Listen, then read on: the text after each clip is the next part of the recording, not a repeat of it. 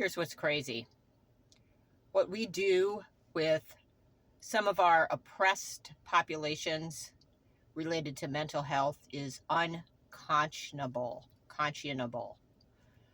For instance, if an individual is having a mental health crisis, particularly in a group home, and they need a psych placement, they request a psych placement, they go to an emergency mental health facility, usually in a hospital, where they're evaluated, quote unquote, and held until a bed is available in a psych placement. This is the way it's done.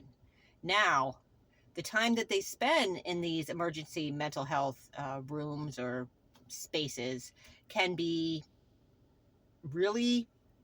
long, and it can be in scenarios that create more trauma, more stress, more angst, more horror.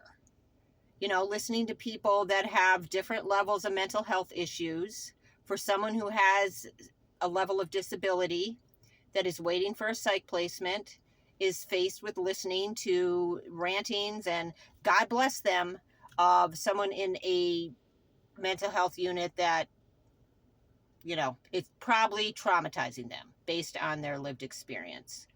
So we are further deepening the wounding of these individuals that are seeking help in our mental health system by holding them without being able to give them a timeline. Now we're talking about people on the spectrum or having intellectual disabilities, locked in a room, or not locked in a unit where there's no windows usually. There's very little sense of like when scheduling, just sitting on a bed like they're sick, physically sick, and it feels really punitive. And this is what happens regularly, like daily, to those individuals that don't have the means to, sit at home and do it. Actually, no, it has nothing to do with that. This is the process, whether you want to go into a psych placement from a group home or you're an adult and you're looking for one from your home. You're held as if you're kind of a prisoner. And it's just really distressing as a parent to watch this happening.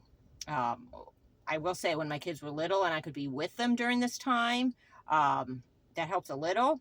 But I mean, I've slept in the hall in like EMHs waiting for beds with my offspring at times.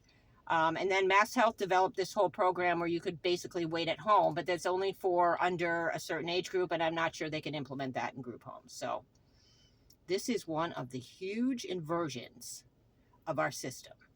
Systemic breakdown, disconnection. And all the people that work in these systems are well aware.